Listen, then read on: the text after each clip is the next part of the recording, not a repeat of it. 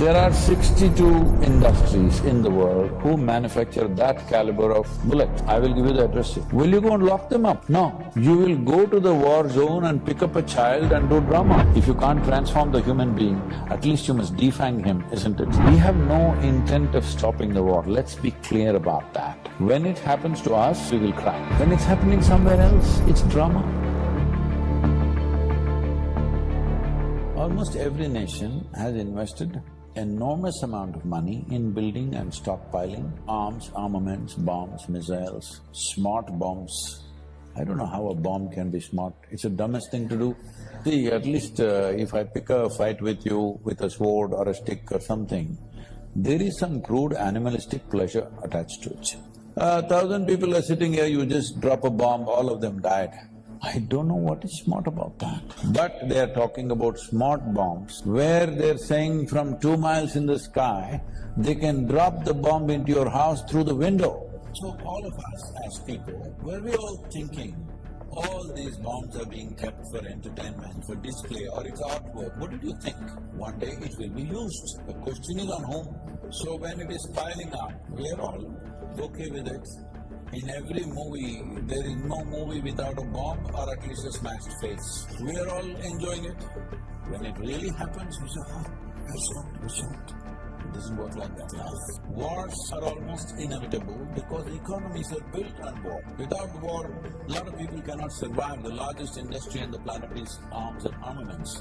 This happened, I was at the World Economic Forum. At that time, the Sudanese war was going on, terrible war. Over 2,600,000 people died, out of which 50% were children below 6 years of age. Can you beat it? At that time, some, movie stars and others are going there and carrying one, An African child is always a trophy. You carry this child and take photo ops and all this is happening. And they showed a video where all these militants or soldiers or whatever you want to call them, they're just going in these pickup trucks, simply shooting at the sky, okay? I said, see, if I have a fight with you, at least I need to shoot you. If I'm shooting the sky, that means I have abundant supply of bullets, isn't it? Otherwise I won't be shooting the clouds. I said, see, somebody is supplying them plenty, all right? Otherwise nobody will shoot at the sky. I said, there are 62 industries in the world who manufacture that caliber of bullet. I will give you the address. Will you go and lock them up? No. You will go to the war zone and pick up a child and do drama. All you need to do is, if you take away the bullets, once that runs out, maybe they will hack each other, but you can't kill that many hacking, at least. If you can't transform the human being, at least you must defang him, isn't it? If transformation is possible, fantastic. If that is not possible, at least his empowerment, you should bring it down, isn't it? So, we have no intent of stopping the war. Let's be clear about that. When it happens to us, we will cry. When it's happening somewhere else, it's drama. This inhuman attitude towards war and to killing and the suffering that other people go through, we must come out of that. Because most evil things have happened not necessarily because of evil intentions, simply apathy. You sleep through life, that is what is happening to the world, both in terms of soil and in terms of war. We sleep through. After World War II, we formed League of Nations, we made United Nations. The idea was never again such wars will happen, right? Since then, how many wars? Actually, if you look at it, there's not been a single day's break on this planet after World War II without at least a battle going on somewhere. We're not saying we are not in such a la-la land that we don't have any issues. We have issues. But this is the idea of setting up a platform which would solve problems. We pushed it to the side and doing what we want.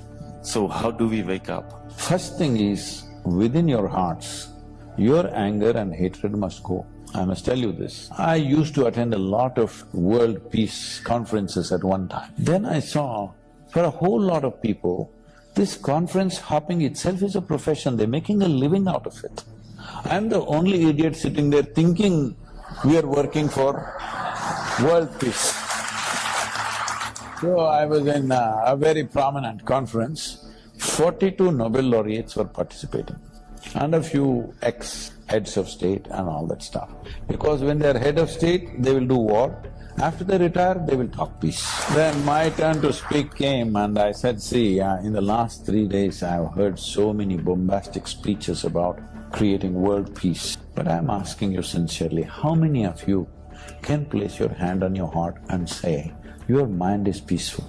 Because if your mind is not peaceful, if you can't make your mind peaceful, making the damn world peaceful is out of question. Because what you are seeing in the world is a larger manifestation of what's happening in human minds, isn't it? If there are no human beings on this planet, world is peaceful, isn't it? That was the last World Peace Conference I went to. So let us make the wish to make our minds peaceful globally, and I think all wants to. No, this is the whole thing. We can't make everybody's mind peaceful. You can make yours peaceful, I can make mine peaceful, she can make hers peaceful. This is the only way it works. If this one and this one does not solve their problems, the world's problems are never gone. It will manifest in so many ways.